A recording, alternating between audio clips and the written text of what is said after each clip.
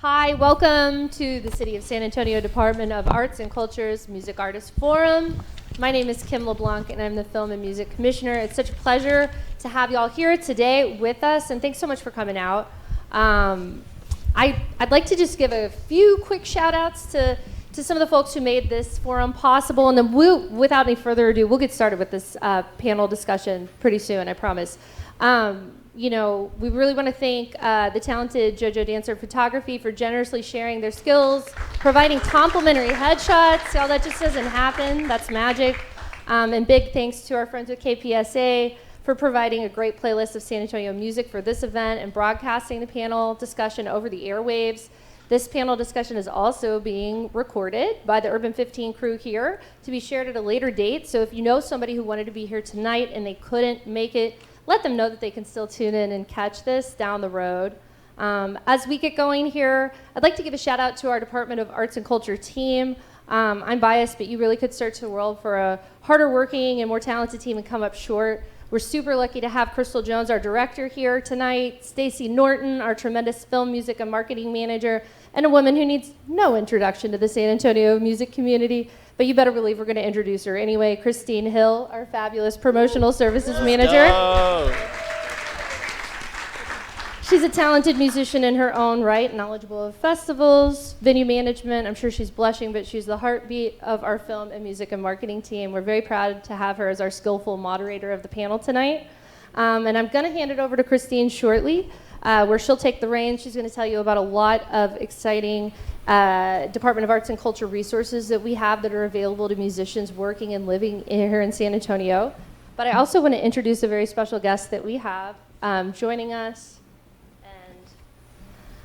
I am just so grateful for him coming down to San Antonio.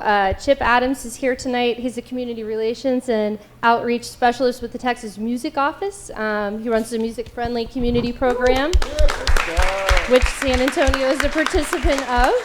And I will pass it over to Chip to share more on what the Texas Music Office does to get us going here. He's going to pass it back to me. I'm going to introduce our panelists. I'm going to pass it back to Christine, and we're going to have a really good conversation here. Thanks y'all so much for coming out tonight. Really appreciate it. Thanks, Kim. Hey, everybody. So I'll keep this short because this is why I'm here too. I want to enjoy this panel.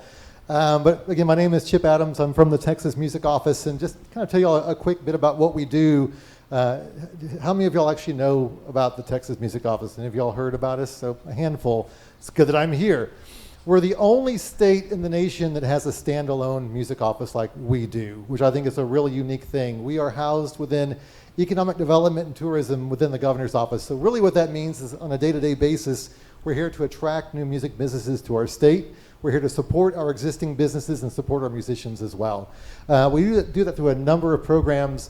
I highly recommend going to our website, texasmusicoffice.com, to learn more about what we do, explore some of the free assets that we have. If you're a new musician just trying to learn more about publishing and copyright, booking your first tour, you're an entrepreneur and you're wanting to launch a venue and just don't know how to get your liquor license, and understanding your BMI and CSAC license, wanting to start a record label and want to better understand distribution.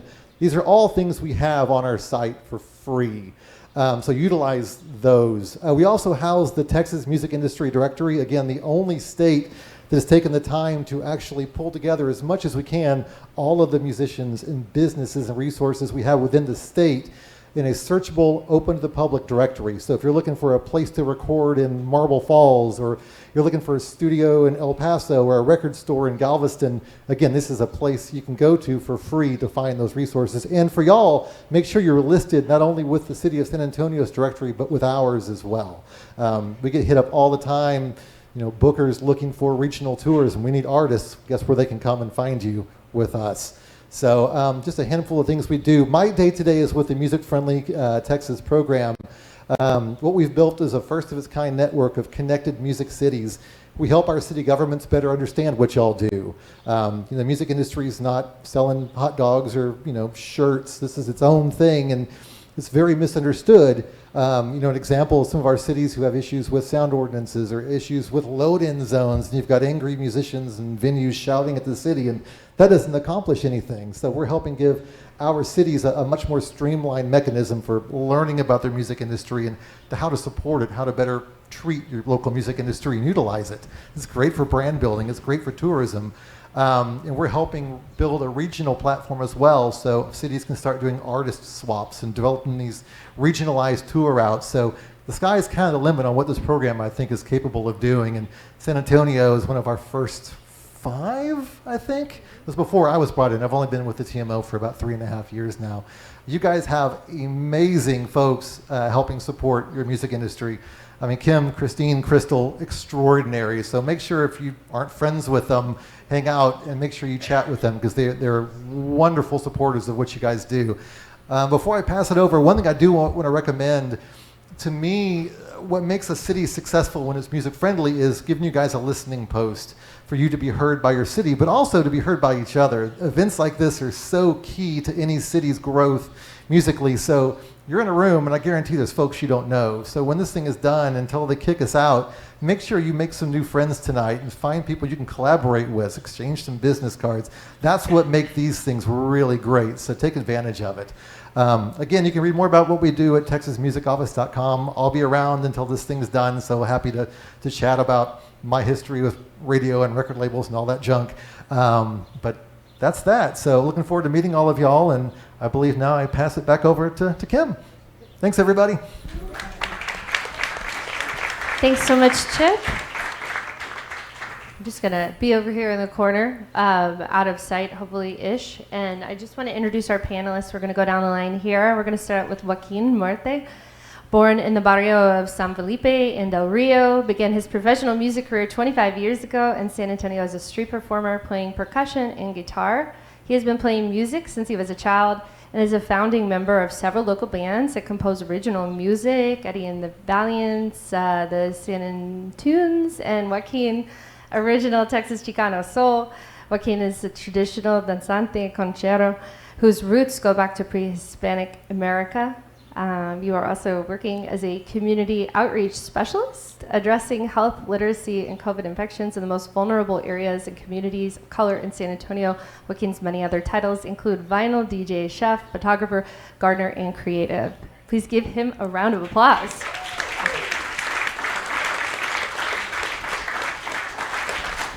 And next on our panel, we have Carlos Alvarez.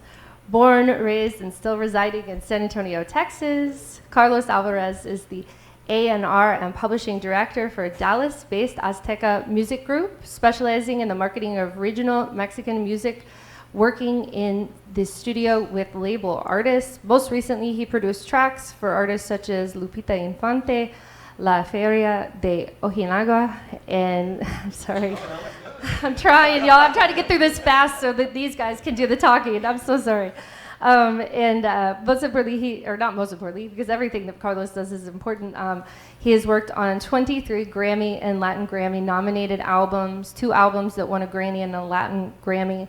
He has served on the Texas chapter board as an advisor, governor, vice president, president, and national trustee. He's very thankfully serves on the San Antonio Music Committee, is adjunct faculty at San Antonio College and the University of Carter Word, and he continues to produce and consult various projects under his production company, Benfo Music LLC. He is a husband and father, enjoys to golf, and continues performing mariachi music on the weekends. Give it up for Carlos, please.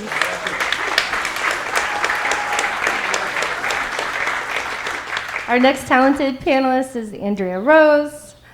Mexicana songstress Andria Rose is a velvety dream, evoking warm feelings of bliss with her soothing voice and introspective lyrics. Rose's music feels like honey straight out of a jar. Could you write that any better?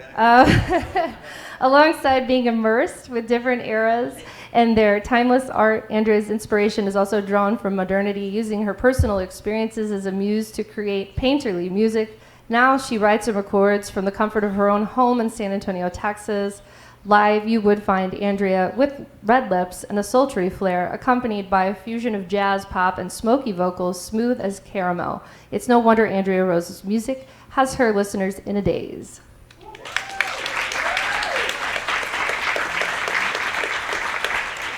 Our next talented panelist is Noah Slavin. Noah Slavin, who many of you may know, is a radio host for 91.7 FM, KRTU, Vibes Live Radio, festival promoter, musician, and the marketing coordinator for Texas Public Radio. Noah is active in the San Antonio music scene with his own band, Any Color You Like, as well as performing in bands Honey Bunny, Mr. Pidge, Michael J., and the Foxes, and Kohler Lane.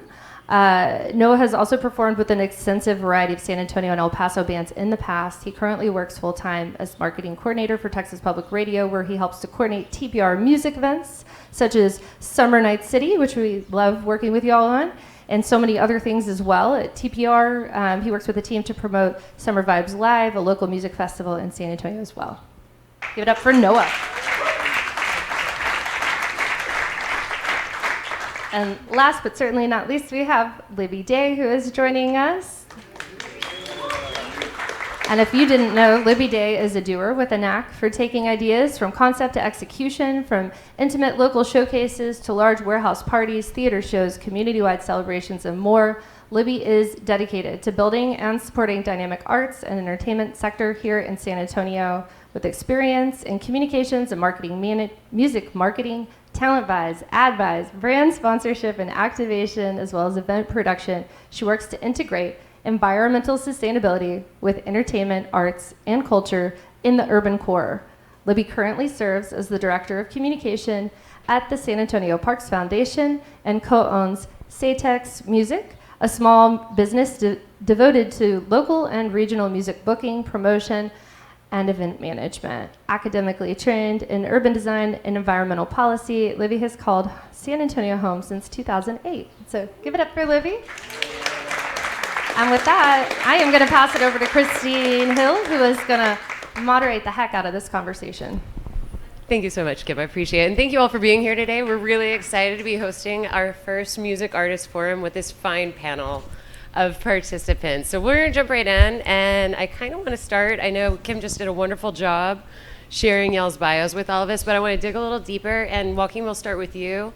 If we can, if we're going to run down the line, if y'all can all just share how you got started in music, what drew you, whether you're a performer or you're in the business, what drew you to it, and how you got started in San Antonio. I grew up with a musical family. My mother was a singer, and she liked to love to listen to records. Whenever we were cleaning on like a Saturday morning and stuff, we would put records on, and then she would have us sing and drum along to some of that stuff. So it was just, I was raised up in it. We were constantly listening to Chicano soul, doo-wop soul, that barrio sound. That was always in the backdrop. And so it was like naturally, it called me when it was time to write music. And you can ask my cousins. I used to bother them because I'd be like, okay, you take the top harmony, I'll take the middle harmony, and you take the bottom harmony. And they'd be all like, I don't know how to sing. And I'd be like, yes, you can. I would teach them how to do it. So then we spent a lot of time on it. I remember the first doo-wop group that I started, I was like 10. And I was like, we called ourselves the Three Chicanos. And it was like my cousins, and we were like singing harmonies. Anyway, that's when I moved to San Antonio back around 2000.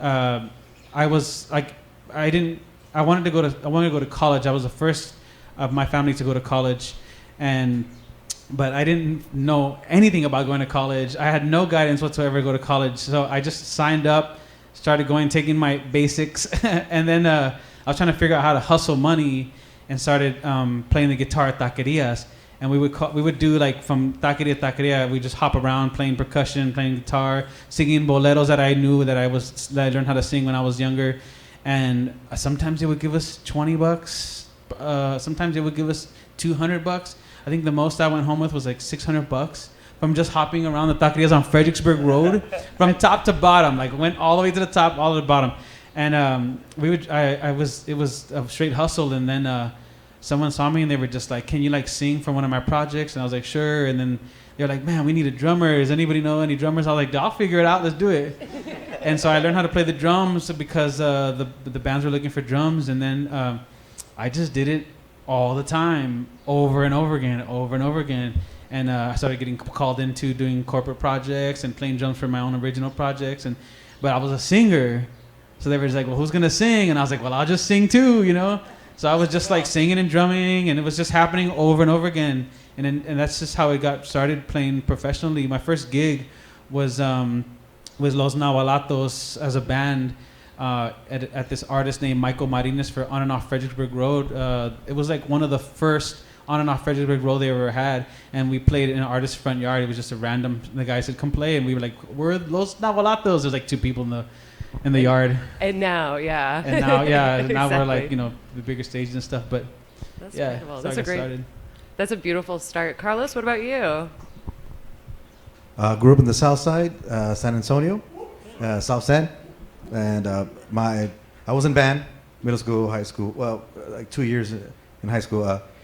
In my freshman year, I found an accordion in my dad's closet, a button accordion, and I was like, "What is the thing? I saw this on the Johnny Canales show. Let me grab that." And my mom was like, "No, don't. Your dad's gonna get mad if you break it, right?" So I secretly, like the next 2 weeks, like started kind of learn something on there, like a song. And I just came out to the living room one day and I started playing a song. My dad freaked out. He goes, "You want to play that?" I said, "Yeah, okay." So he let me keep, well, not keep it, but he let me use it and learn. And I was 14. At 15, I started playing with local bands around here, anything and everything. I mean, I went from playing Fiesta Market Square to remember the old R&R Grill down the road over here, somewhere back here, yeah, and a bunch of things. When I turned 16, right before that, I started touring professionally. So I was working with Sony Latin Arts at that time, and from like 15, 16, all the way through 18, well, my high school years. Somehow, some way, I was touring, recording, playing Tejano and Norteño music, and then I graduated high school, somehow. It's still like, blows my mind to this day, I know. And I wasn't gonna go to college, because I was making a lot of money back then. And I didn't listen to my parents. I didn't want to. And my grandfather's the one who says, "I've never asked you for something, but you better go to college for me. At least try it." Went to Palo Alto. I loved it. And at that time, I joined at Palo Alto the mariachi class, and that changed my life forever. Mariachi changed my life forever. It was the best decision I made at 19. I had a choice: either start playing with this major established artist, playing the button accordion still, or go put on a traje de charro, a charro suit, and play mariachi. So I said, I'm going to go this way. And at the same time, and I still play with Campanas de America to this day, 24 years now, 25 years, something like that. But at the same time, I got a check in the mail for like $284 from a company called BMI. I'm like, what is this? And I open it. Back then, you would get statements, right, as a writer. And it's for a song. Really? That song? They'll pay me? Like to write songs? What is this? I need to learn more. And there was no Google back then, right? So I had to go to the bookstore back then. I think it was Borders. I don't remember. Right. And I found whatever music business book I could, and it intrigued me, the publishing world, right? Copyright, how that makes money. So I got intrigued. Went to college, graduated from Incarnate Word, 2002, toured. I tried to apply things that I learned in the classroom. Some of it worked, some didn't. And that's just the politics of the business. Simple as that, right? I mean, some stuff worked great, some didn't. And from there, I went knocking on doors. Almost moved at that time because there wasn't a lot of businesses in 2002 that were still here. In the 90s, some of us might remember, every major had a satellite office here. A Capitol, Sony, everybody. And by the time I graduated from Incarnate Word, they all closed. They shut the offices down. But through a friend of a friend, I ended up having an interview with the major songwriter who lives here still from Guadalajara. Wrote some of the biggest regional Mexican hits in the last 20 years. Has his own publishing. At that time, his catalog just exploded, and he just needed somebody to help, file papers. Right. And that was kind of my introduction into the music business, the business of music, label, publishing. I was with him for 11 months. Excuse me, I'm sorry. 9 years, 11 months, and 22 days. Oh, wow. I worked for that man. And then from there, I went to Azteca. And with Azteca, I've been with them now 11 years. And we primarily work in regional Mexican music, norteño banda, some mariachi. But then I've been here last couple of years asked to produce. And the company's given me the liberty to produce outside the company. And I've been producing a bunch of stuff here lately for just different artists. Somebody mentioned Lupita. Oh, yeah, sorry. And then I'm excited about a project that I'm working on with Jackie Rivera, who's Jenny Rivera's daughter, who's a very famous singer-songwriter from LA. So that's where I'm at to now. So. That's awesome. Thank you. Carlos is very humble. He's represented quite a number of musicians that have gone on to many, many successes. So it's a pretty remarkable story. Andrea, what about you? Testing. Well, difficult to follow up. Well, let's see. I have always been interested in music. It's always spoken to me. So I grew up in Corpus, and if you're from Corpus, you're surrounded by the image of Selena everywhere you go. And so I grew up on Selena's music, and my mom would get me like her CDs and her movie. I watched that movie religiously, and her interviews and different things that she would do, and I would study it, and I just became completely immersed in the kind of artist that she was, and her being Latina and from Corpus, which is where I was from, which already was very inspiring to me. So I started teaching myself how to sing and putting on little shows in my room for my dolls. And and eventually I picked up guitar at 10 years old and started writing music. And then from there, we moved to the Valley. I did a few open mic nights over there in like McAllen, Edinburgh. And then we moved here in like 2014, and I started doing open mic nights here. In 2017, I started a band for the first time, and we really did like house shows and open mic nights and festivals around town.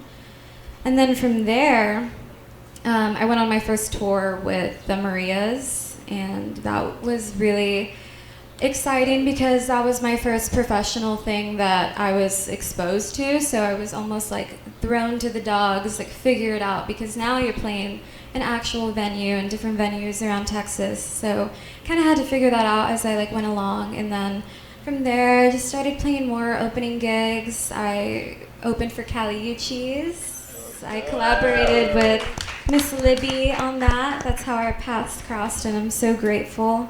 And then from there, I've been just releasing music solo as Andria Rose, and I do still have a band. We primarily play like in Austin, sticking to opening gigs, but we do play here as well at Paper Tiger, and yeah, that's me now. That's incredible. And Mr. Noah Slavin, what about you? Well, I was born in El Paso, Texas, but I grew up in a farmhouse in Chamberino, New Mexico with no internet. My dad, he's actually a classical guitarist. He has a group called the Santa Fe Guitar Quartet. He's toured all over the world. He's played at Carnegie Hall. So that was kind of my first introduction to music, is being serenaded with beautiful Latin tango, like Astor Piazzolla type stuff. And I had no idea, like, what, I thought this was normal. I thought every other kid, was serenaded by their classical guitarist father. Music has always been in my life. My dad tried to teach me when I was 6 years old, and my fingers hurt too much, and I couldn't do it. And so he stopped trying to teach me. He's like, all right, you figure it out on your own. But he did buy me my first electric guitar when I was like 13, 14. So I actually first started like playing music in El Paso, like with my church. And that's where I met my homie Dom, actually, in the back. And we would play.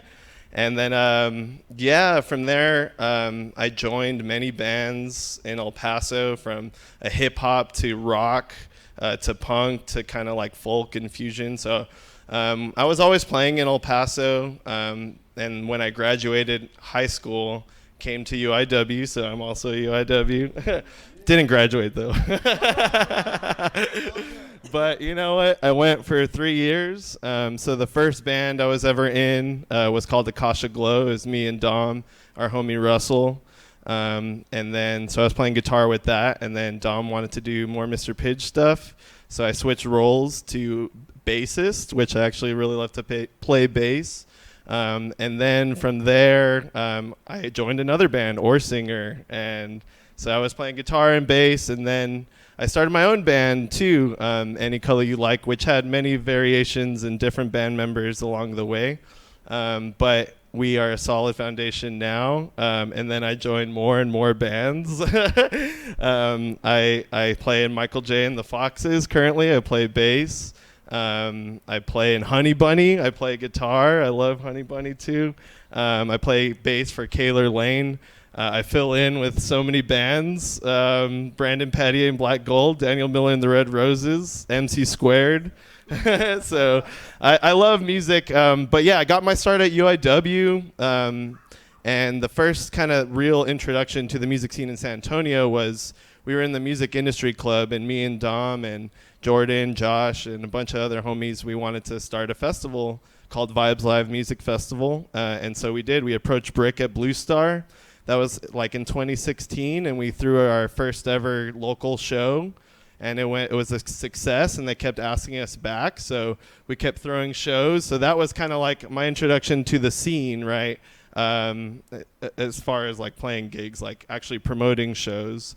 And we've done crazy shows. Like the biggest show we ever did was 60 bands. We did it at Hondros. It was 3 days. We did 60 local bands.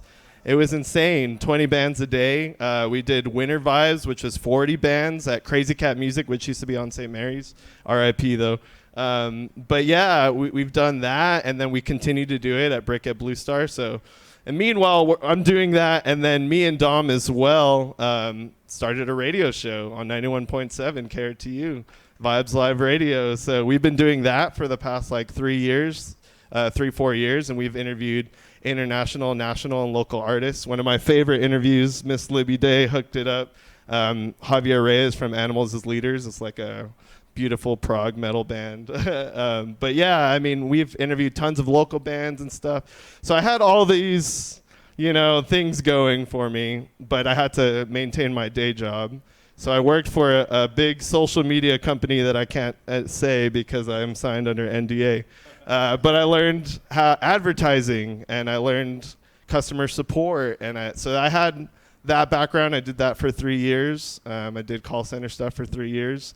So music all the time, but had to keep my day job. And then one day I saw the ad for marketing coordinator at Texas Public Radio, and shout out, yeah. And so I applied and immediately got a response back. They saw all the experience that I had, and they thought I was a perfect fit. So right now we have the crew, Tori and KQ in the house. What's up? Yeah, so right now we're going super hard with Texas Public Radio. We put on festivals all the time. Currently it's Summer Night City, which Joaquin, shout out, just played with Eddie and the Valiants and his soul group. And so it's been a beautiful thing to put on events at Legacy Park, or even at headquarters in the Malou and Carlos Alvarez Theater. So thank you so much. But yeah, so I've just kind of been all over doing as many things as I possibly can. And that's my story of San Antonio. And you're sticking to it. I'm sure I left things out, but yeah. A very busy man indeed. And you, Libby, tell us more about how you got involved in this music scene, because you've certainly been an integral part for years. Clearly, I'm not usually on the microphone. That's these folks. For me, I kind of fell into music and entertainment because it's a part of city building, to be honest. I moved to San Antonio in 2008 to go to school at Trinity University in their Urban Studies department, and I had some good friends who graduated in 2009 as communication majors, and if you remember 2009, it was not a great year for people who were looking for jobs fresh out of school, especially comms majors. Everyone was like, yeah, we know how to communicate. We don't need you. Thanks. And so they happened to be unemployed, and we were always looking to go to shows. So I moved here from Phoenix. They had moved here from Dallas. She had moved here from Dallas. And we're like, yeah, how do we go to a show? Like, where is the live music happening in San Antonio, right? There were some resources out there. You know, The Current had a calendar. There were some individual bloggers who had calendars, but it was more like, here's what we think you should do tonight versus here's all of your options. Here's everything that's going on. And so her name is Kim Johnson. She's my business partner for SATX Music. And so she and her partner at the time, they started SATX Music as a Tumblr blog and just got in the habit of pulling all that information together for all of the live music events that were happening in San Antonio. Basically, we left out karaoke, but everything else got to go in the calendar. So that was, you know, everything from singer-songwriter nights, open mics, you know, all the way up to what was happening at the AT&T Center, Majestic, the larger venues at that time. And so it really, I got involved with that because we were friends and because they were spending a lot of time on it. It was really a lot of time dedicated to aggregating the information. And so we were trying to go out one Friday night, and they were like, we just got to get this one more event in. I just have 10 more to do. I need to get this published. I just got to really quick. And I was like, give me a dang computer. Like, let me do this so we can go. And so I did. And then through my classes at Trinity, we were really encouraged to go out and learn about San Antonio and experience the city. And I'll say that's one thing that the Urban Studies Department at Trinity does really well, is they encourage students to get off campus and make connections with the city. And through a combination of those two things, and my friend Kim, she was 3 years ahead of me, so she ended up not finding a job in San Antonio and decided to go up to UT to get her master's in new media journalism, which meant that I was really the only person in San Antonio then affiliated with SATX Music. And through that process of publishing a music calendar, we obviously became very acquainted with the artists, the venues, the cover charges, who does all ages, who doesn't, when do the shows, when do doors open, when does music start? And so we kind of became a touch point for people who were looking for information. And we started getting questions like, hey, do you know anybody who wants to play here at the bar on Friday? Or, hey, we have a Friday open. Do you know any place that maybe we could play? And so we started doing booking. We started booking shows. And then we got feedback about those shows we were booking, which was, I didn't get paid. Okay, well, how come you didn't get paid? We go to the bar or the venue. Okay, well, they played on Friday. They said they didn't get paid. Well, they showed up late and they drank through their bar tab. And it was like, oh, okay. Okay, so there's some management that needs to happen here. Or, we'd get feedback, well, nobody showed up, nobody bought tickets, so you didn't make any money. So it became clear to us that, like, okay, if we're gonna continue to be connectors and try and help people do whatever it is that they wanna do, we need to have some kind of hand in managing the quality of those experiences, whether those are for venues, artists, or fans. And so we kind of morphed into a booking, promotion, and management company. I remember the first show we ever hosted was at the Raven Hookah Lounge, which I do not believe is in business anymore. I don't think that's still around. Yeah, probably not. So that was back in probably like 2012 or 13, I think. It could have been 2011. I don't really keep tabs on those things too well these days. But then we did a show at the Pedicab before it burned down, and that was like our real kind of first taste of success, where we booked the artists. It was like Allison Alonso, Chisme, Carlton Zeus. One of the guys that helped us out was real hip hop heavy, so we did a lot of hip hop back then. Kim and I listened to a lot of indie music, so there weren't really people who were booking a lot of indie music in San Antonio at that time, and so we kind of just fell head over heels into it, and it really just learned on the job, and a lot of it was just kind of your basic professionalism, like communicate with people in a timely fashion and do what you say you're going to do. And outside of that, there's no textbook, there's no this is the right way to do it. There's 100 wrong ways to do it, and there's 100 right ways to do it. So you kind of just have to figure out what works for your city, what works for your market, what works for your goals. And so that's how I got started. And probably between 2011 and I guess the height of our business was probably like 2014 to 2018 or so. And at that time, we booked like 4 to 6 shows a week for different venues around town. A lot of venues on the North St. Mary's Strip, Bottom Bracket Social Club when it was open, Dorchel Distilling Company when they were doing live music on their patio first getting started. And the way we structured the business is we're not going to take a percentage of the door. We're not going to. Because that was kind of the model at the time, which was, you sell the tickets, you take the risk. If the show does well, take what you need from the door. Or if it's a free show, it's a percentage of bar sales. And then at that time, it's even a kind of a crappier deal for everybody. Especially if you got drinks for $3. Even if you got 300 people in there, you ain't making 10 grand at the bar, right? So for us, we kind of decided to take a different approach because we really believe that artists should get paid. Like, that's it. That's the end. I don't care how many people you bring. No, that's it. I do. I do. But I would really like for you to get paid whether you bring 100 people or you bring 10 people. And so that was kind of the risk that SATX Music took on because I just didn't have it in my heart to night after night be like, sorry, there's no money for you. Right. Thanks for coming and playing. You do that one time and you're like, man, that does not feel good. I don't feel good about that. And so we just kind of decided that we weren't going to do it that way. And so when we had venues approach us to help with booking or handle their booking calendars, we'd say, yeah, we're more than happy to do it. We'll do the booking, we'll do the promotion, we'll make the flyers, we'll advance the bands. All you have to do is be open at this time and ideally have a sound system, although we became pretty flexible about that over the years as well. And so we told the venues just pay us a flat fee. We were super, super modest. This was not a full-time thing for us. At first, we were in school. Outside of that, we always worked second jobs. We never paid ourselves for our time because we would not have been in business if we were doing that.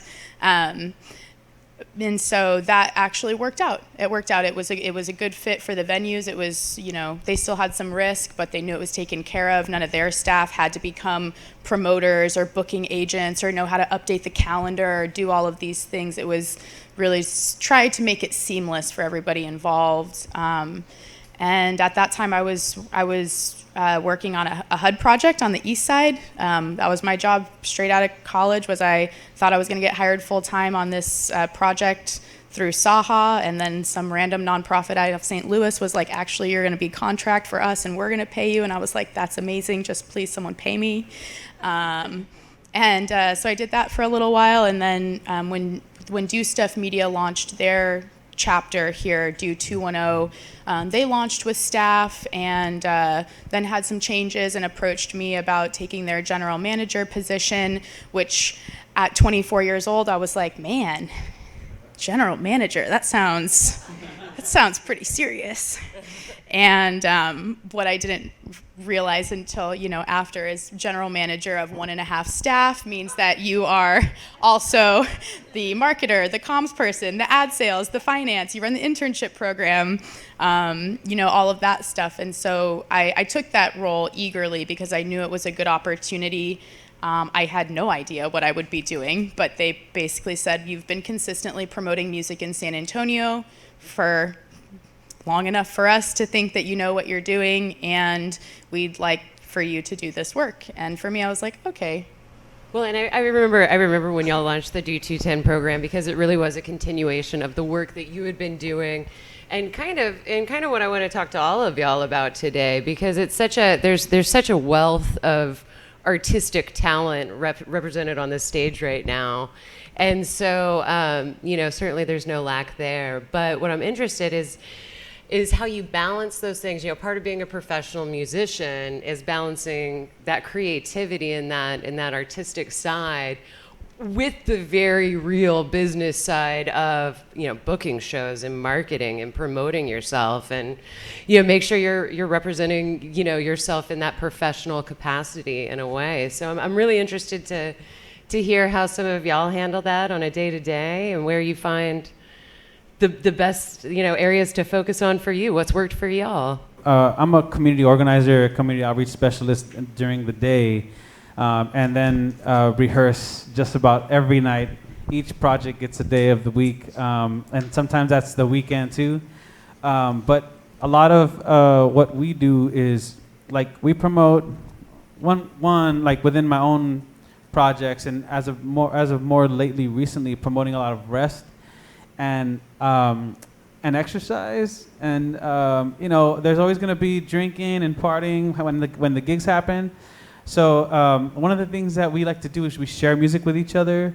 I like to promote each other having curiosity and wonder when it comes to doing projects, like step out of what we're normally doing, so that whenever we get together, we're as creative as possible.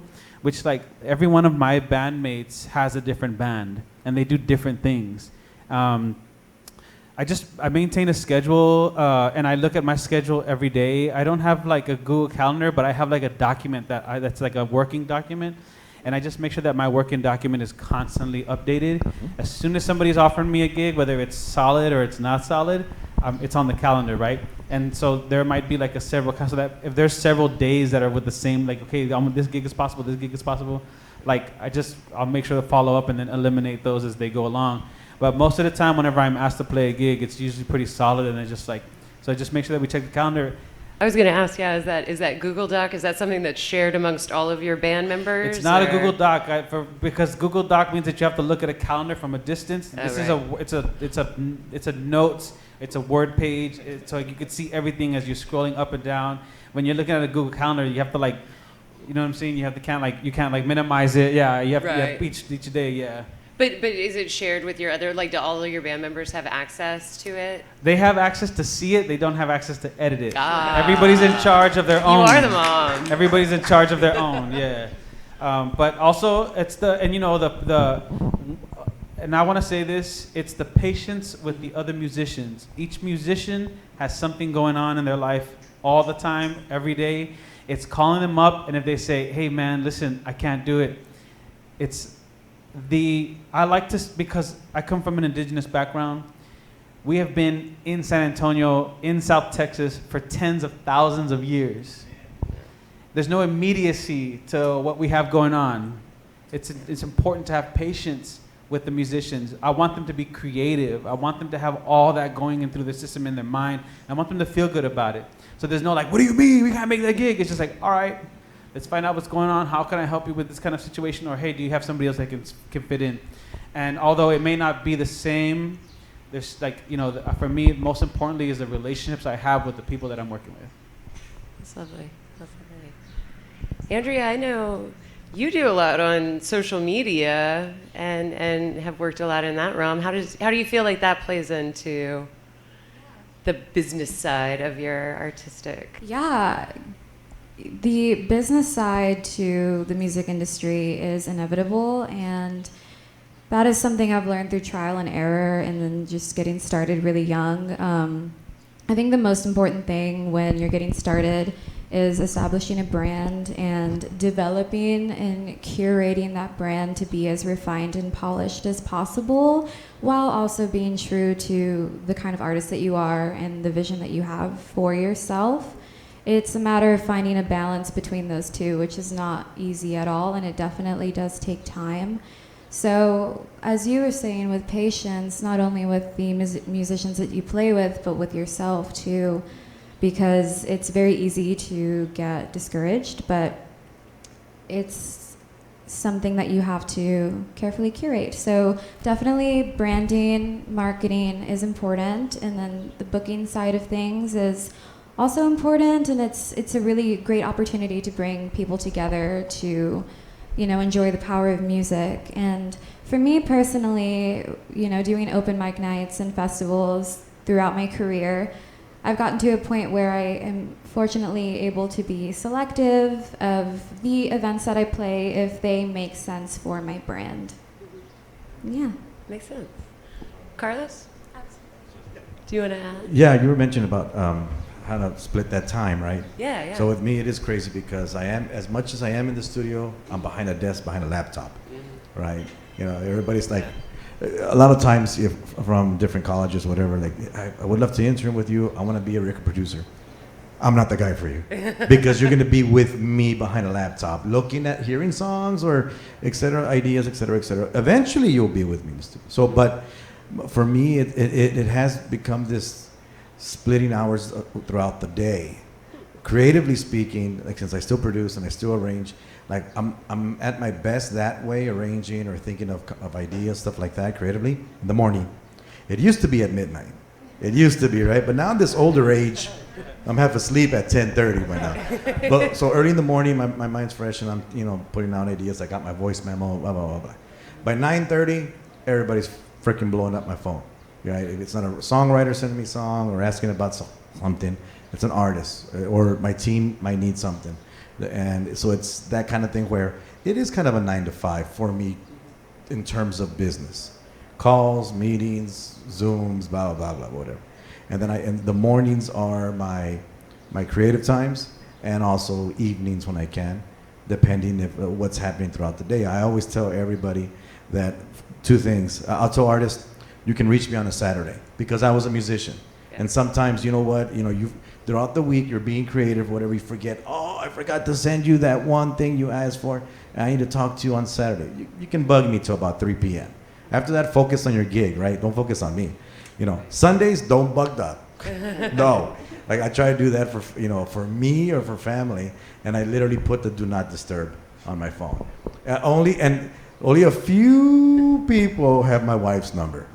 Right, if it's an emergency, call my wife. She'll get a hold of me. Mondays, it's do not disturb because my Mondays, I don't know about the rest of y'all, but it's just like everybody's nag. And not in a bad way, but just a good way.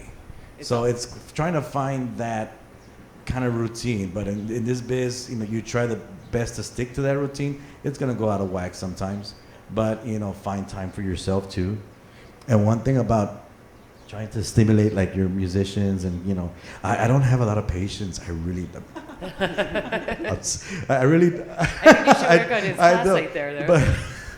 But I mean, like for instance, like if I've coordinated this, hey, you tell me that the week of the 26th of this June you're ready to come into the studio to record songs and I've blocked off a studio that that I work with regularly for 3 days, and you show up and the engineer's telling me, man, these guys are not prepared, and that's it. Like I just, you know what? Just go back home, man. Seriously. It's a waste of money. You know what I mean? Yeah. Seriously. I'd rather put another artist or work on stuff we have pending there on that. So that's kind of another thing, too. It's like I'd like my artists to be prepared. You don't have to be 100% prepared in the studio, but creativity flows there spontaneously. But be like 70% ready. Right. You know the song. You have an idea of your arrangement. Come in and let the final touches in what you do, shine. And then another item I was going to say that you mentioned something and it just reminded me. Yesterday, one of my artists, who's also a songwriter, singer-songwriter, called me. He had a major personal issue and he was just out. Like, oh my God, man, I don't know what to do, blah, blah, blah. Female things, partner thing. And I said, you know how you feel right now? He goes, now go write a song. Go put that emotion into a song. Go write me a hit, please. I said it like that, so loosely. But you know what? Throw that emotion into something productive. Exactly. Yeah, we're all human beings in this business. Like we're meat and bone, and life gets the best of us sometimes, and we'll put that into a song. Because I bet you there's another 10 people in this room feeling the same way or something. Yep, absolutely. Libby, Noah? What do y'all think about it? What do y'all think about this business side? Y'all both have interesting perspectives as well. I would say, for me, I'm not creating music, right? My creative time comes from producing events and figuring out who's supposed to be on those stages. So for me, it's a lot of listening. When I first started in this business, I told myself I would never book a show that I didn't want to go to.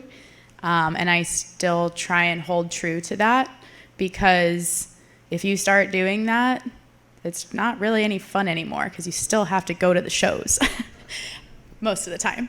And so I think for me, like, I'm in the office, 9 to 5, 6, 7, usually. And then listening, I kind of do on my own. It's a luxury, to be honest. You know, it's something that you can do, quote unquote, on your own time.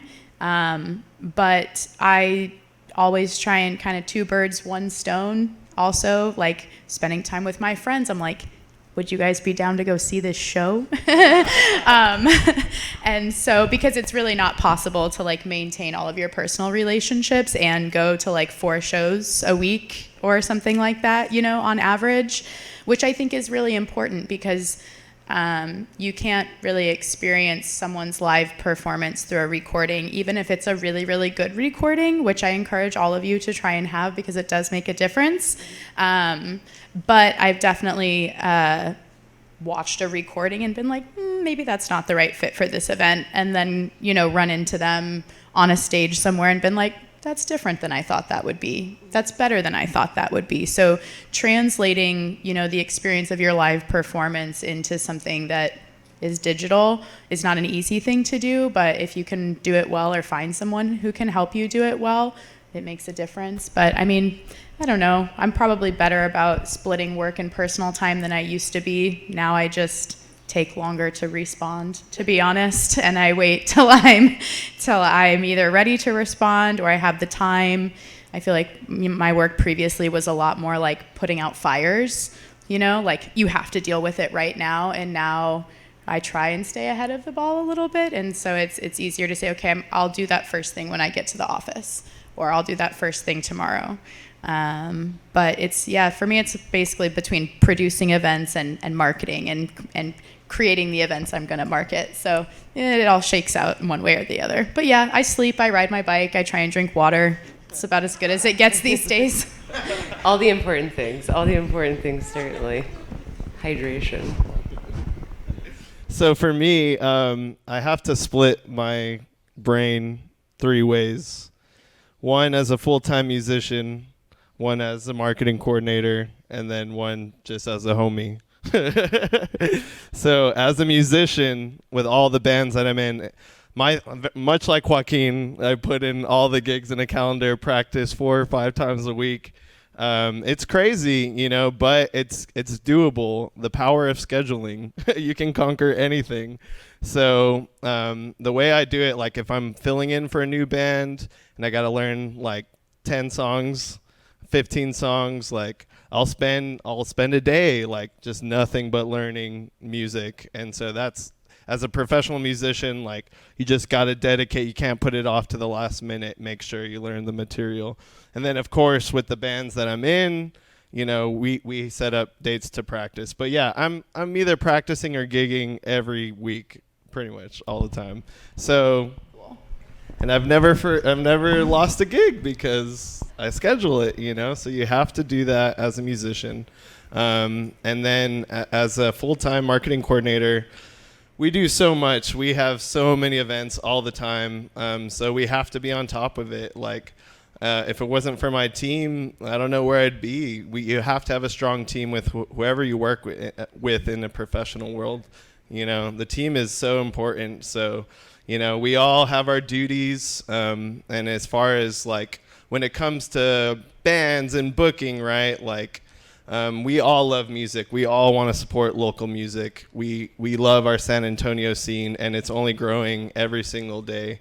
So yeah, shout out. Like that's the reason why I'm here. It's like I see infinite potential here, and we're better than Austin. Just to say that.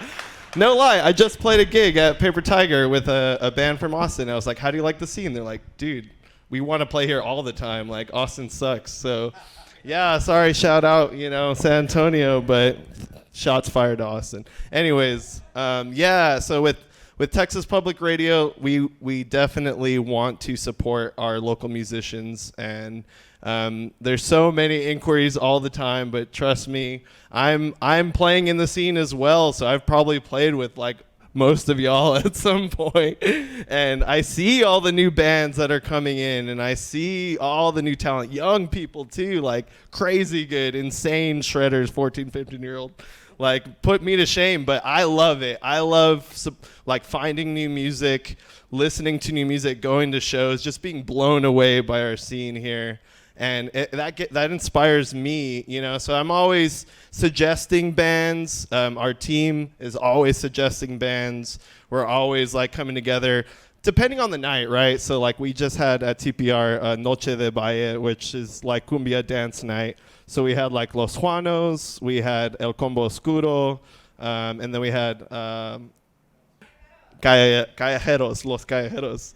And so yeah, it's like we wanted to get bands that are kind of similar in that vibe, right? So same with like Summer Night City. Every night is different. So like the first night we had Chicano Soul, which was Joaquin and Eddie and the Valiants. And then unfortunately we couldn't do it last night, but it was math rock week last week. And this week is country night. Next week will be cumbia. Then we'll have indie alternative. Then we have metal. You know, like I want to showcase all of the type of styles and genres that we have here, because it's huge, and like there's so many scenes that I haven't even tapped into yet, and that's why I think like it's just important to like go to shows and support, because there's so many different types of music out in San Antonio right now that's just incredible.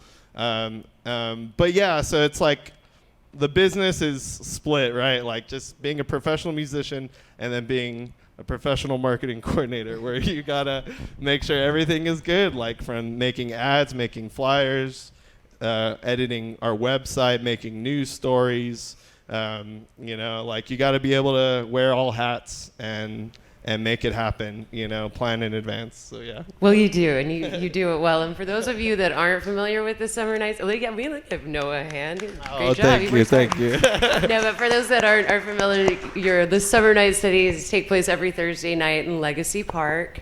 At 7 p.m. is the live music. They're incredible. They're a lot of fun. It's free. It's open. Bring a chair or a blanket. And enjoy some great music. Oh, thank you. So we're kind of getting closer to the end of our panel discussion. This time is flying by tonight. I think we have time for one more kind of rapid fire question. And like, we'll just go down the line real quick, a couple sentences. And I'm really interested to hear from each of you where y'all see the San Antonio music scene going, where you'd like it to go. Maybe how you would like to contribute to that, kind of the next phase, because I think that's why we're all here tonight, is we're all really proud of what the San Antonio music scene already is, and we all want to contribute and see it grow even more. So start with you, Joaquin. Oh man, I'm not ready for that question. We can come back to you later. Yeah. It's like when you Yeah, it's super deep. Let me just give it a shot.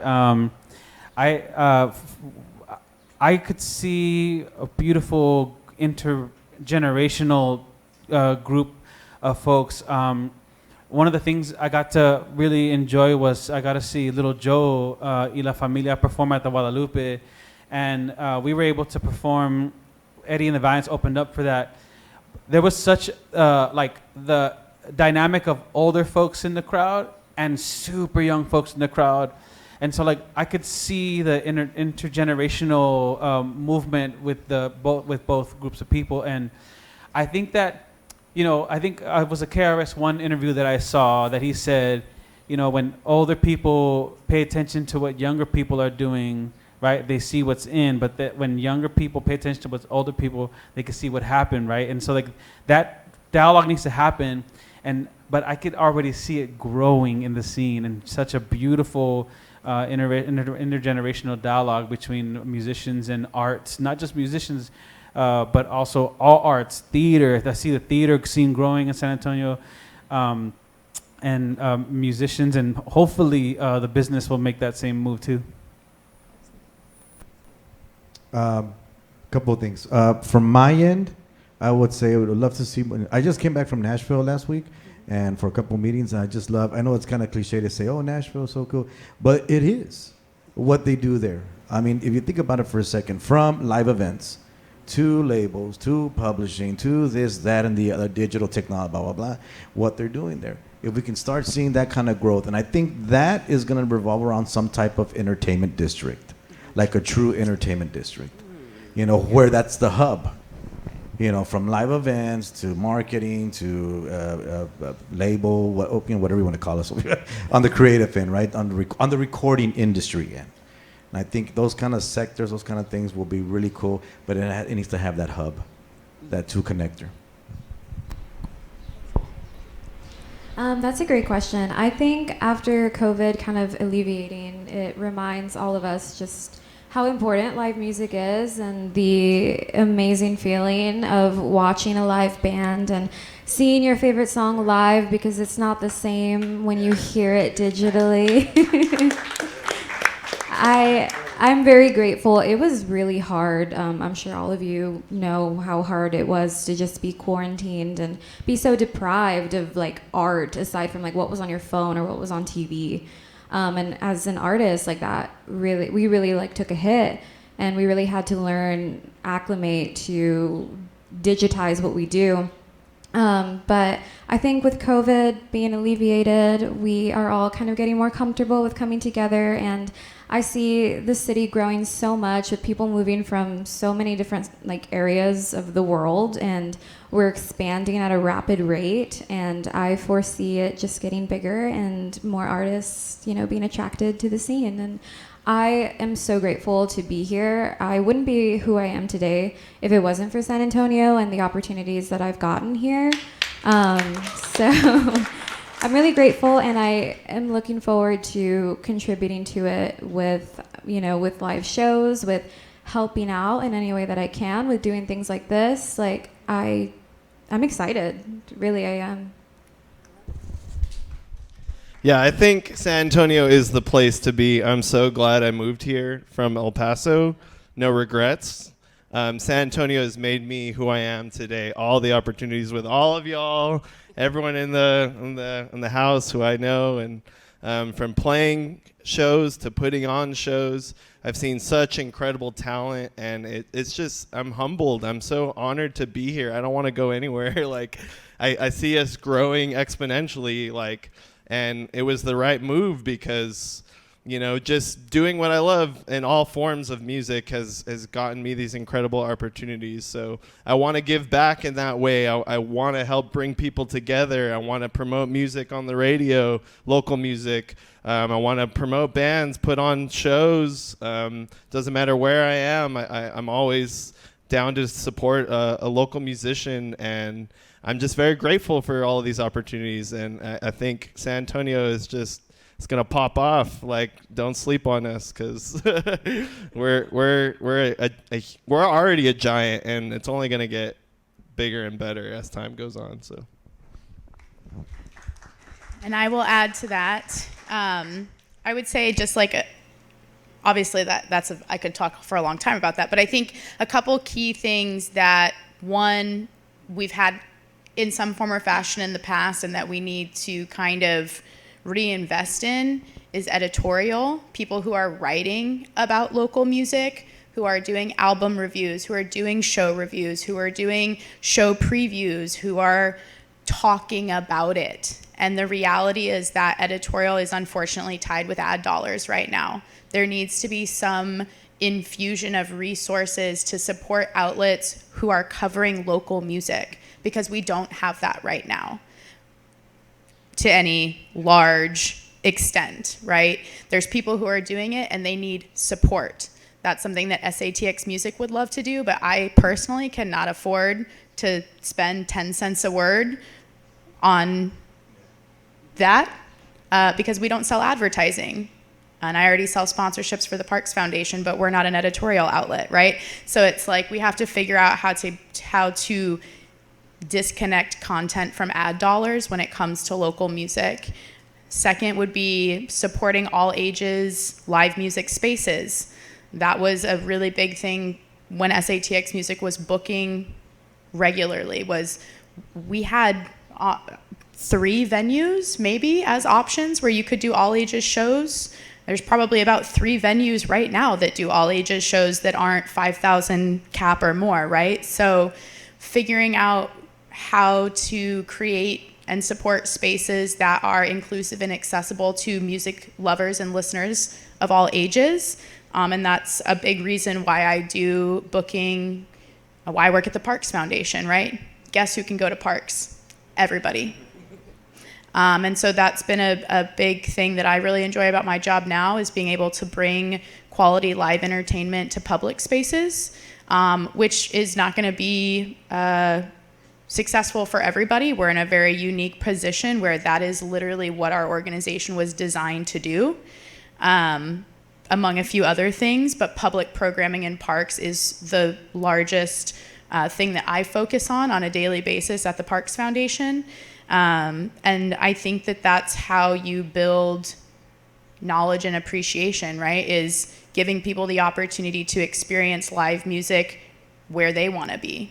You know, there's lots of people who want to go see Noah or see Andria or see Joaquin or see Carlos, but guess what? They don't want to do it at 1:30 in the morning. And so, you know, there's kind of that reality of you have to meet people where they're at. And if you're selling something or you're promoting something and it's, you know, it can only be consumed by people who are 21 and up from 9 p.m. to 2 a.m., you're kind of limiting your audience there, which, you know, the digital tools and everything help a lot. But I think for me, I'd really like to see more editorial. I don't have a solution for that. And I'd also like to see more all ages venues, and I don't have a solution to that either, other than let's all figure out how to crowdsource some money. We'll open a venue, and then we'll find people to write about it. But I think everyone made great points, but those are just two, like, I think, pain points for the market that are not easy to solve. I was going to add just one more thing. Entrepreneurship. I mean, as creators, that's what we do. We're entrepreneurs. So, I mean, I think honestly, I mean, trust me, picking up that box at 15 years old, I didn't know where the hell it's going to take me. But I mean, I knew I wanted a gig. I like to play that. And hey, I got asked to play in a band, you know, so, you know, taking the risk. There's no guarantee of success in this. And to this day, I'm kind of used to taking risk. You know, if I'm going to work with this artist, I'm going to work with this artist here, and we're going to work on an EP. And you know what, if that's an investment of $5,000 for that EP, well then, you know what, I need to see, you know what, I believe in that talent. I mean, I'm willing to take that kind of risk. You know what I mean? And that's entrepreneurship, no? And any different facets, from live events, recording industry, digital marketing, et cetera, et cetera, et cetera. I mean, one big thing that we do need in this industry is community managers, true community managers. I mean, many of the college students, man, can I go work with you? Do you know how to work social media? And if you do, I'll offer you a part-time job now. Right. Like Right. That's how much we need, you know, that kind of work. So, With Azteca, social with media Azteca, we have 24 artists, and in the norteño sax genre, that's our thing. We have probably about 12 that are strong. Each one has a community manager that helps, not runs, helps with them on a daily basis on their social media. Go ahead. Well, we had this conversation when we were downstairs because when she introduced her creative partner, I was like, Brian. oh yeah, brother's over here, creative Brian. partner. So I was just like, I got a creative partner. Yeah, I was thinking about my creative partner too, because I'm so, like, as a person who creates, right? I need to be in that creative space, like being an artist and being an artist that performs a lot in San Antonio. The booking and the scheduling and all that stuff takes sometimes away from my creative. So, like, and I was gonna say too, for other folks who are writers and creators, how many of y'all dream about your music, right? How many of y'all are doing that constantly, dreaming about your music and working on it in that kind of a way? Because that's really some of the only time I have. So I bring in creative partners, community specialists, and social media specialists who can handle that for me, who are creative in that kind of a way. And for me, it's important to incorporate them into all the things that you're doing. Make them a part of the band, make them a part of the project, make them a part of the things that you're doing. Like, be creative, and have them in creative space. Find spaces where to create, like URBAN-15. You have a bunch of dancers here. Well, how many people are dancing to your music here? How many people are dancing to music? Like, how many people are drawing and doing live art to the music that you're creating? Invite them to rehearsal spaces, right? So I'll let you build on that too, because what you were saying was pretty badass earlier. Yeah, definitely. It really helps to find your people that are dedicated to you.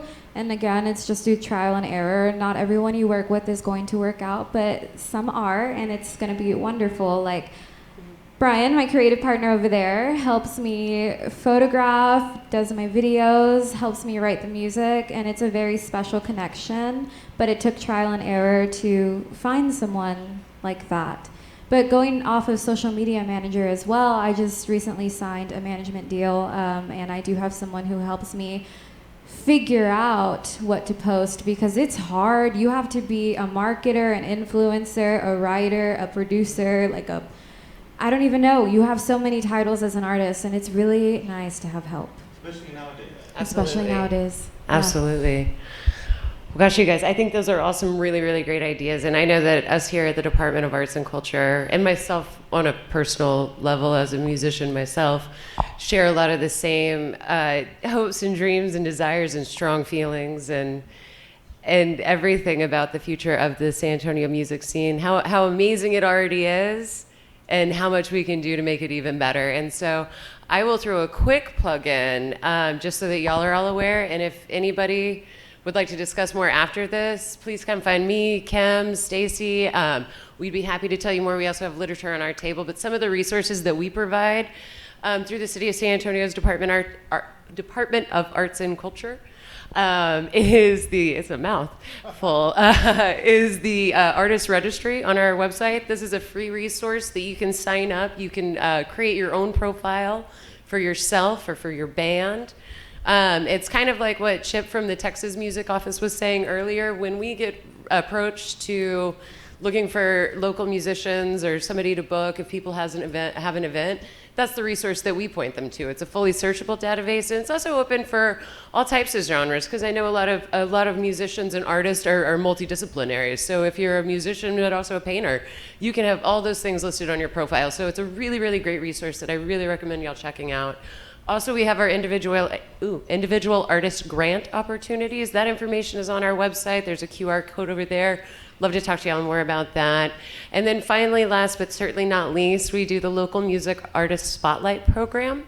And so this is, again, another resource that we use to feature local San Antonio musicians and their original songs on both TV, like on all city platforms. So that's like TVSA.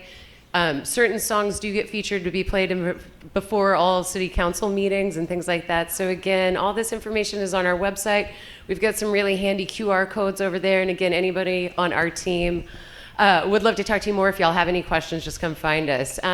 With that said, I would like to take this opportunity to say thank you to all of y'all in this wonderful panel. Thank you. Thank you. And I know we're over, but is there any I was Q&A? I was about to ask you guys. We're getting close on time, but I'm thinking some of y'all may have some questions that y'all would like to ask our panelists. Are y'all good for just another few? Cool. All right, great. If y'all have a question, if y'all will come find Kim or raise your hand, she'll come find you, and y'all have an opportunity to ask. You just raise your hand if you have a question, and we'll try to get like a few questions in here, even though we know we're at 7:30 right now. That's when we said we were going to wrap. If you have to leave, we understand. Can we please get a round of applause for our amazing panelists one more time, though? Thank you, guys. And if anybody also wants to still get their headshot, that opportunity is going to be graciously available as well. So who had a question? I saw a hand go up. Yeah. Hi, how's it going? My name is Mark. So my really big question is that if my band, oh, hello, maybe if I got to walk over here a little bit. So my band, we have really big trouble with social media, right? Because like we're all very focused on the creative mindset. So what's a good start to finding the perfect social media like manager or someone that can help us understand how to run things on social media? You got a budget? We have a very small budget. Then I would recommend a couple of things. Probably at the colleges. Okay. SAC has an RTF department. You can reach out there and see like, hey, some of the students that are working there already that probably will fit that idea.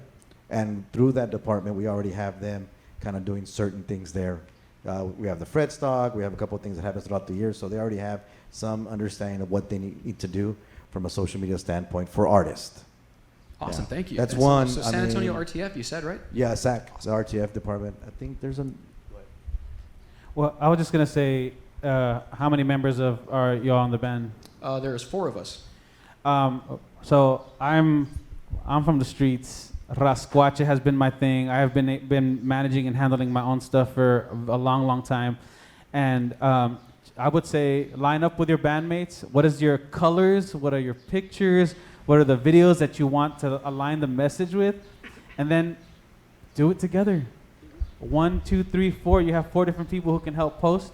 Just schedule it. Hey, you're Monday. Hey, you're Tuesday. Hey, you're Wednesday. Hey, you're Thursday. Because let me just say, man, I'm a creative and I need to spend time creating. You know what I mean? Yeah.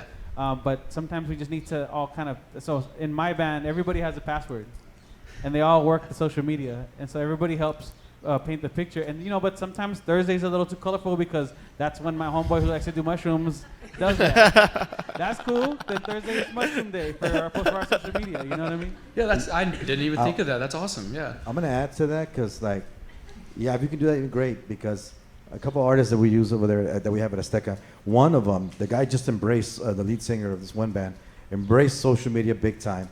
And what he does every morning, he always posts a positive message, buenos dias, raza, and it's always with his cup of coffee. Today it's Starbucks, tomorrow it's at his house. I'm swear he probably took 10 pictures already, and he has for the week already. But he does that, and he found his rhythm. So maybe the one band member's thing is eating tacos, for lunch, and the other one's, I don't know, skipping rope or whatever it is. But, it's something to do that you have to make it an extension of you. If it's going to be you guys, you have to make it naturally an extension of you. Big time, big time. That way it doesn't look like, just blowing smoke in my ear. That kind of thing. The social media is that. It's social. It's for not just posting ads about me being at a gig or this or that. People want to know who you are. I didn't have a social media person for the majority of my career up until a few months ago. And she doesn't tell me what to post, more so gives me a calendar. Just a calendar. Post every day, post something in specific for whatever you're promoting. If it's a music video or if it's a single, give yourself at least a week of promotion of genuine good promotion. Like he said, you want it to feel authentic, and establishing your brand and what it stands for is the number one thing to approaching social media, and then you just go from there. Yeah. Nothing, I guess my social media manager helped with deadlines. And to add on that, don't be afraid to show the process, we're all growing, we're all starting. You don't have to be amazing right from the gate. People want to see the struggle, the come up, that's human. And I think that's really important, especially in this day and age. It's we all just want to show the best of ourselves, and social media is just a highlight reel of the best things we've ever done. But, if you show yourself hey, we're working on this vocal track or whatever, show yourself in the booth singing, or if you're a drummer, you're playing drums, show yourself recording, and have fun with it too. It doesn't have to be all you got to be professional all the time. Joke around, make a story, mess around with your bassist or something, I don't know, just have fun with it. And then when you do want to be professional, get high quality images always. That's even. I'm not really huge on Reels or TikTok yet. I still am working on it. But what has never failed me is a high quality image. Hire some photographers and just go on a fun photo shoot, and there you got content for 3 weeks. You can spread it out, and you don't always have to post every day. It's not end of the world if you don't post. But the posts that you do make them count, No, I was just going to say, I think that's pretty much the outline in terms of your options of how to handle it. I think there's, if you've got a friend that wants to help out who kind of knows the ethos of what you guys are doing, that could be helpful. But if you are going to, approach an internship program or a student or somebody who's really looking to gain experience, you need to know what you want them to do. You're going to be their boss. You have to tell them, this is the voice. These are 4 words that we think describe the band, or, have content to provide to them. You can't be all right, you're our social media manager. We got no pictures. We got no videos. We ain't got nothing for you. Right. So have some sort of content bank ready. And like Noah said, high quality photos are great, but also authentic content is better. If it's a super high quality photo, or, you have a video of y'all working on something, I think at this point, and this is coming from somebody who's mostly managed what are supposed to be very polished, professional business pages, authentic content rules right now, because we're all so inundated with stuff and content and things and photos and videos, the stuff that's going to get people's attention and be like, oh, what are you doing? Is that video that's like, well, wait, what are they doing over there? What are they actually trying to accomplish, right? So I think it's okay. There's a time and a place for super, polished posts, and there's a time and a place for, hey, look what we're working on. So it really is an extension of y'all. Don't overthink it too much. The most important thing is that you're distributing information about what you're passionate about and shows that you have coming up so that you can build that fan base. The more tools that you have, content and followers too, that's going to be more attractive to somebody who wants to come in and manage a platform versus saying, hey, I actually need you to build this for me and then manage it. If you build it and then you're like, hey, we've got followers, we've got a content bank, we need you to do 4 posts a week and make sure that you always hit all the shows and when we have singles released or whatever, that's much more manageable than like, we just started and we don't really know what we're doing. They might help you figure it out, but it's you, right? You're going to ultimately be responsible for that content, so you want to make sure that you feel good about it. Yeah, exactly. Like, just make sure your content is exactly who you are and your thing instead of putting that into somebody else's hand. Are there do we still have time for another question? Do you have another question? I just wanted to take a minute to plug KPSA also, knowing that they provide airplay, photography, and video production for local musicians. Shout out. So consider them as a resource too in this conversation. And I think we have time for one conversation. The panelists have been so generous in imparting wisdom and best practices here. Just know that if we don't get your question here, they're going to be here. You can connect with them after we turn the mics off, and you still have a great opportunity to ask questions. But thank you. Appreciate it. Thank you. I hear all the advice. Thank y'all so much for your insight and experience that y'all sharing with us. I think I got a handle on most of everything y'all are saying, branding and original content and this and that and scheduling those posts. And I think my thing, every time y'all say booking, that's like my kryptonite. I need, what do you recommend? Because I know a lot of musicians that are DIY booking. I know how you're supposed to make an EPK or whatever, but I don't have the patience for that stuff. So I need to hire somebody or a booking company or a booking person, and then rates and all that, I guess trial and error, or what are some red flags, or what do you recommend? I will take your question. So booking means a lot of different things, and it depends where you're at in your music career, right? From a local band standpoint, booking means maintaining your network and knowing who to go to reach the person you need to reach. The reality is that every person sitting up here got where we are because we're very good at maintaining relationships, building relationships, and maintaining those relationships. Somebody that I worked with 12 years ago, I still have their phone number in my phone, and I might call them tomorrow and be like, hey, long time, I need help with this thing. But really, find the venues that you want to play. If you've got your venues identified and you don't have a contact at those venues, go to the venue. Go to a show there and talk to a bartender. Ask who handles their booking. You can always send, a message on social media. You can always find the info at venue name for the most part somewhere on the internet. But if those things aren't working for you, or you're just not getting responses, so there's kind of a couple ways you can go about it. If you're getting plugged into certain shows because you have friends who are playing in other bands, take the initiative during those shows to meet the person who booked the show on the venue side. Even if it's just your buddy in the band who booked the show, be like, hey, would you mind introducing me? Are they here tonight? Are they even here tonight? Can I meet them? If not, introduce yourself to the bartender. Because the thing that's going to help you the most is those venues knowing that you support them as well.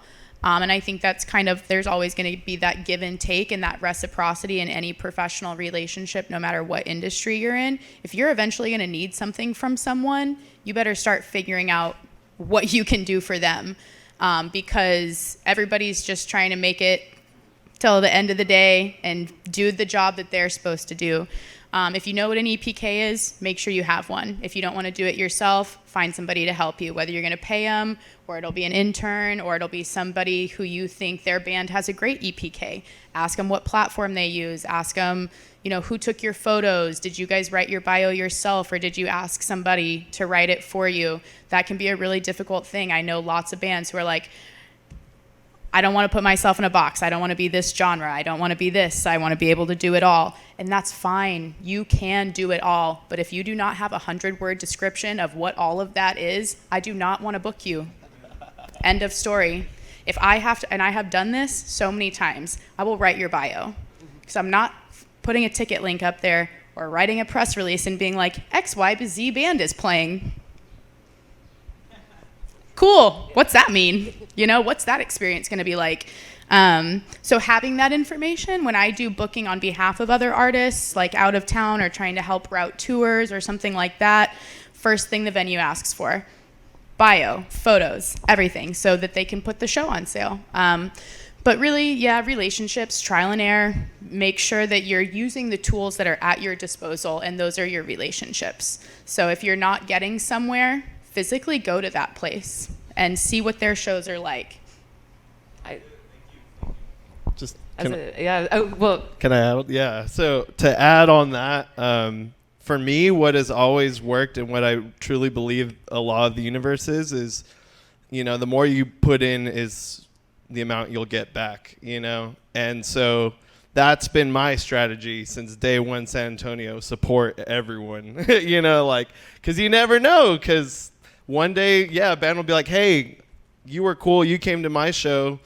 How about I get you on my show, hop on. And it's just like, that's how it's been. I've given my time to people, supported, filmed. Like, the easiest thing you can do if you're at a show is just take like a 30-second Instagram video and tag them. Guess what? That's gold. And now they know who you are. And they're like, oh, dang, he came to the show and he posted a video and he tagged the venue and he tagged the band. Yeah, and always supporting, all the time. And it just comes back to me, like, honestly, right now, as a musician, I don't book gigs. They come to me, and I love that. But that took years of just going to shows, supporting people, talking to people. Like Libby said, talk to the sound guy too.